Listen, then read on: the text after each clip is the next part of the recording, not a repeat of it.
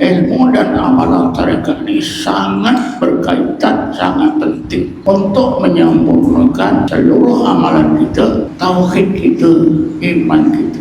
Macam mana hubungan dan kepentingan tarekat ini dalam fiqh? Saya ambil satu contoh. Ayat 14 surah Taha. Di hujung ayat itu Allah berfirman, Bismillahirrahmanirrahim, wa aqimis sholat li dzikri. Hendaklah kamu mendirikan solat untuk ingat aku. Kita semua belajar solat sejak kecil, sejak balita sampai ke tua ini, sampai ke umur kita sekarang ini masih belajar tahsinus solat. Tapi zikir khusyuk. Jadi pikir-pikirkan, kalau kita zikir tak belajar, tarekat tak belajar, macam mana nak menyempurnakan aqimis solat di zikri? Dirikan sembahyang untuk ingat aku. Bukan senang ingat Allah dalam solat.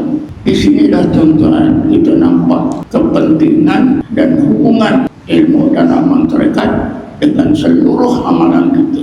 Kalau rukun Islam yang pertama mengucap kalimah syahadah, syahadah kita akan sempurna kalau kita bertarekat. Solat kita akan sempurna kalau kita bertarekat.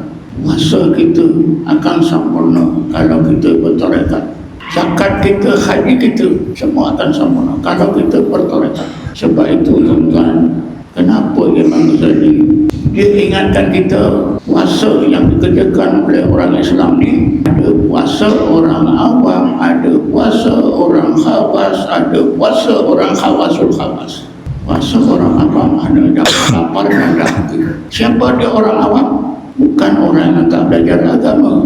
Orang awam yang dimaksudkan oleh Imam Ghazali ialah orang yang hatinya mati, ilmunya tinggi, ada PhD, tapi hatinya mati. Orang awam. Orang khawas, orang yang hatinya hidup bercahaya dengan nur khudu. Khawasul khawas, orang yang hatinya hidup bercahaya dengan nur al-misal. Ini yang diterangkan oleh ulama tasawuf. Macam mana hati nak hidup kalau tak ada zikir? Rasulullah menegaskannya, hidupnya hati itu dengan zikir. Ingatnya, bukan dengan solat, bukan dengan puasa. Apa dalilnya? Rasulullah bersabda, masalul ladzi yadhkuru rabbahu wal ladzi la yadhkuru rabbahu kamasalil hayyi wal mayit. Bandingan seorang yang sentiasa berzikir dengan seorang yang sentiasa tidak berzikir seperti orang hidup dengan orang mati. Karena itulah hidupnya hati ini dengan zikir. Ayat 1, 2, kalau tak salah saya surah Al-An'am. Allah berfirman, Bismillahirrahmanirrahim, awaman kana mayyitan fa ahyaynahu wa ja'alna lahu nuran yamshi bihi fin nas kaman masaluhu bidhulmat laisa bi kharijin minha. Ayat ini Allah terangkan dua keadaan hati orang yang beriman. Yang pertama, hati orang beriman hidup bercahaya. Yang kedua, mati tak bercahaya dalam gelap. Allah tanya, adakah sama? Yang itu surah sama. Awaman kana mayitan fa ahyaynahu. Adakah orang yang hatinya mati lalu kami hidupkan? Kenapa Allah hidupkan hati yang mati? Sebab dia berzikir. Kenapa Allah tak hidupkan hati orang mukmin yang mati? Karena tidak berzikir. Fa ahyaynahu wa ja'alna lahu nuran. Sesudah kami hidupkan, kami jadikan dalam hati yang hidup itu nur. Menurut setengah ulama tasawuf, nur zikir ini ada 3 peringkat, ya. Dimulai dengan nur intibah. Dengan nur intibah itu hati dah hidup, sudah sedar, sudah boleh digunakan.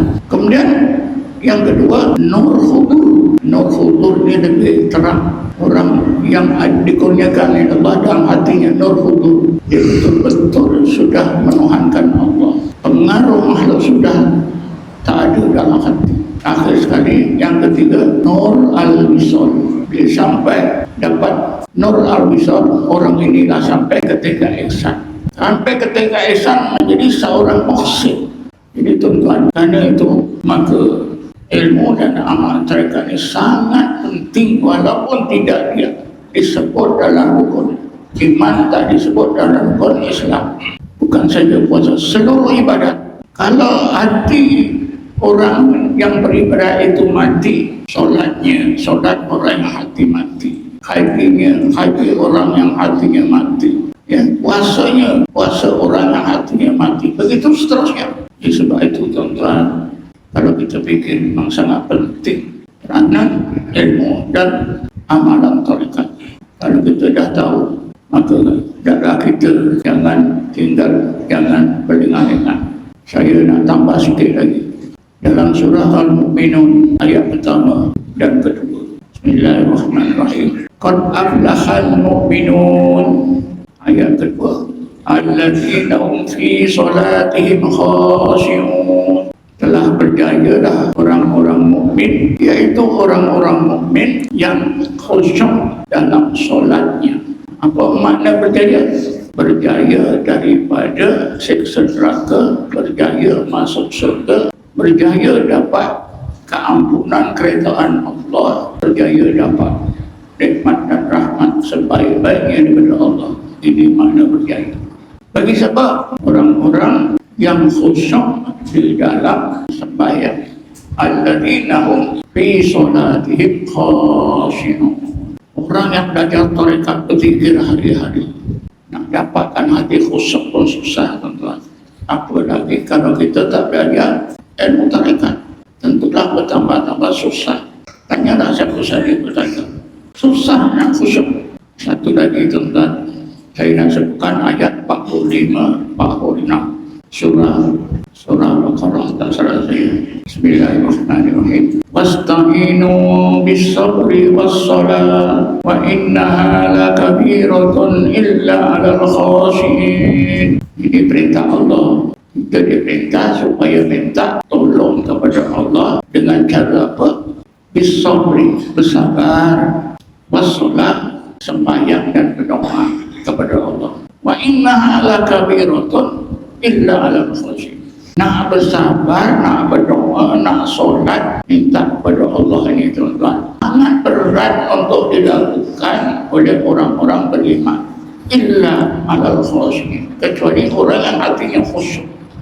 Macam mana? Apa fikir memang banyaklah, ramailah orang Islam akhir zaman ini gagal.